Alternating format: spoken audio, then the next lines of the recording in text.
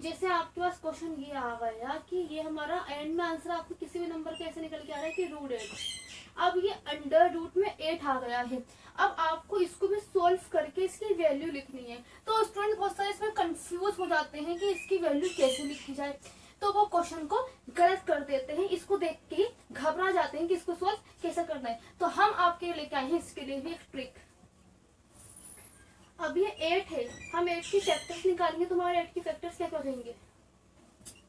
2, 2 और ये 2, यानी कि कैसा आ गया? 2 to the 4 और 4 to the 8, यानी कि 8 के फैक्टर हो गए। ठीक है, अब हमें ये पता है कि अंडर रूट में जो वैल्यू लिखी होती है वो क्या होता है? वो किसी न किसी नंबर का स्क्वायर होता ही है। और स्क्वायर कैसे निकालते हैं? स्क्वायर ऐसे निकलता है जब दो सेम नंबर्स की हम आपस में मल्टीप्लाई कर देते हैं 2 बार। जब 2 नंबर की यानी कि एक डिजिट की उसी से मल्टीप्लाई कर देते हैं तो वो नंबर हमारा स्क्वायर निकल के आ जाता है उस नंबर का। ठीक है, अब हमें देखना है यहाँ पे जो 2 2 2 है कितनी बार है? ये 2 2 2 हमारे 3 बार है, 3 बार है। अब हमें ये पता है कि जो हमारे होते हैं ये 3 बार है। और स्क्वायर जो होता है वो क्या होता है? जब 2 नंबर के आपस में मल्टीप्लाई कर देते हैं, जब सेम नंबर की आपस में मल्टीप्लाई कर देते हैं तो वो हमारा स्क्वायर होता है। यानी कि एक ही नंबर की उसी से मल्टीप्लाई कर देना तो हमारा वो स्क्वायर निकल के आ जाता है। अब ये 2 और 2 कितना है? ये तो अब हम 2 2 2 4, ये हमारा 4 आ जाएगा। ठीक है, और ये 2 बचा, इस 2 को हम ऐसे ही लिख लेंगे। अब ये 4 आ गया है ऑलरेडी। ये 4 जो होता है किसका स्क्वायर होता है? ये 4 जो होता है ये स्क्वायर हमारा होता है 2 का। 2 लिख दिया। अब जो ये आखिरी का 2 बचा, क्या इसकी कोई कैलकुलेशन पॉसिबल है? इसकी कोई कैलकुलेशन पॉसिबल है ही नहीं। तो ये कहाँ आ जाएगा कि वापस से अंडर रूट के अंडर रूट में ही आ जाएगा। तो अंडर रूट वाली टर्म्स को हम ऐसे सोल्व करते हैं। तो हमारा √8 की वैल्यू क्या निकल के आ गई? 2√2 आ गई। जैसे हम यहाँ पे हम आपको एक और इसका एक सोल्व करके दिखाते हैं। हमारे पास ये वैल्यू क्या है? हमारे पास वैल्यू है 32। हमें इसको सोल्व करना है, इसको सिंपलेस्ट फॉर्म में कन्वर्ट करके लिखना है। अब ये 32 जो है, ये 32 जो है किससे बना होगा? हम चाहे तो उसके एलसीएम लेके भी दिखा सकते हैं किससे बना होगा, और चाहे तो उसकी मल्टीप्लाई भी कर सकते हैं। मल्टीप्लाई करके तो क्या जाएगा? 2 2 जा 4, 4 2 जा 8, 8 2 जा 16 और 16 2 जा 34। तो यानी कि इस 32 की एलसीएम लेके 32 की एलसीएम करी तो हमारा ये निकल के आ गई वैल्यू। ठीक है, ये हमारी रूट में 2 दूनी 4, 4 दूनी 8, 8 दूनी 16, 16 दूनी 32। अब हमें ये पता है कि जो रूट में वैल्यू है यानी कि ये क्या है? ये किसी न किसी नंबर का इसमें कोई ऐसी वैल्यू टर्म छुपी है जो किसी न किसी नंबर का स्क्वायर है। तो हमें देखो क्या करना है, सारे 2 2 है, जो सेम नंबर होते हैं उनके हम 2 पेयर बना लेंगे। ये 2 का पेयर बन गया, वापस से 2 का पेयर बन गया, इन दोनों का तो पेयर बन गया। अब इन दोनों का पेयर जो बन गया है तो इनकी पेयर की वैल्यू क्या जाएगी? 2 to the 4 और ये भी 2 to the 4। बचा क्या हमारा ये वाला 2 बच गया, इसको हम ऐसे ही लिख लेंगे।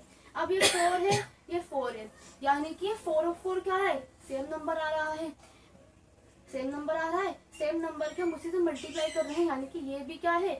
जो इसकी वैल्यू निकल के आएगी वो किसी न किसी का स्क्वायर होगा। तो 4 और 4 किसका स्क्वायर? ये 4 है, 2 बार इसके मल्टीप्लाई कर रहे हैं इसी, तो उसको हम कितनी बार लिख लेंगे बाहर? 1 बार लिख लेंगे बाहर, और जो बचा उसको हम अंदर लिख लेते हैं। यानी कि ये हमारी 32 रूट की वैल्यू ऐसे निकल के आ गई।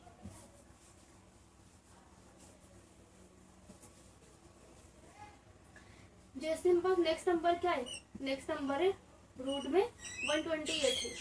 ठीक है, हमें बस इसमें ये देखना है कि किस किस नंबर के पेयर बनते हैं, उनको पेयर बनाना है, और जो नंबर बच रहे हैं उनको हमें अंदर ही लिखना है।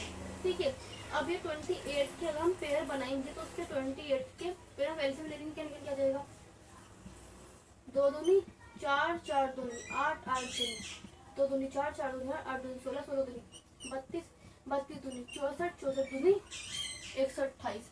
यानी कि हम इसके 2 पेयर बना लेंगे। एक इसका पेयर बन गया, इसका बन गया, इसका बन गया। सेम नंबर है, सेम नंबर के आपस में पेयर बना लिया हमने। अब ये हमारा 2 क्या है? ये हमारा 2 बच रहा है। इसको करने का तीसरा देखो तरीका क्या है? ये 2 हमारा बच रहा है, जो हमारी बच जाती है टर्म उसको हम लिख देते हैं अंडर रूट में। ये 2 बच गए, इसको कोई पेयर नहीं बनता था, इसको हमने अंडर रूट में लिख दिया। अब जिनका पेयर बनता है उसको हम लिख देते हैं बाहर लिख देते हैं। ये 2 का पेयर बना है, इसको हमने बाहर लिख दिया, चलो ठीक है। इस 2 का पेयर बना, इसको हमने क्या कर दिया, बाहर लिख दिया, ठीक है। इस 2 का इसका पेयर बना, इसको हमने बाहर लिख दिया ऐसे करके, ठीक है। अब हमें क्या 2 to the 4 4 to the 8 यानी कि बाहर क्या आ गया 8 और ब्रैकेट में अंडर रूट में क्या आ गया 2 यानी कि 128 का रूट की वैल्यू क्या होती है 8√2। तो इस तरीके से इसको सॉल्व कर सकते हैं।